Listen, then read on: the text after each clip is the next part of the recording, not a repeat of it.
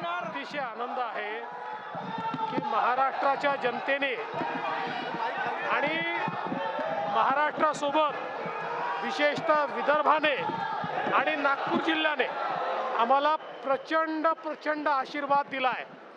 जे लोक सांगत होते की आमचं विदर्भात पानिपत होणार, आमचं नागपूरला पानिपत होणार, त्यांचं पानिपत झालं आणि जनतेने आम्हाला आशीर्वाद दिला। मी महाराष्ट्राच्या जनतेसोबत माझ्या कर्मभूमीचे म्हणजे नागपूरचे आणि विदर्भाचे विशेष आभार मानतो। खरं तर वानखेडेवर आता शपथविधी होत आहे। 2014चं सगळ्यांना स्मरण आहे।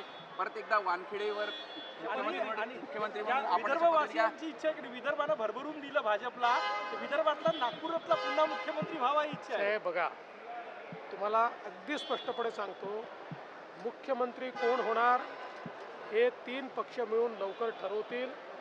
ते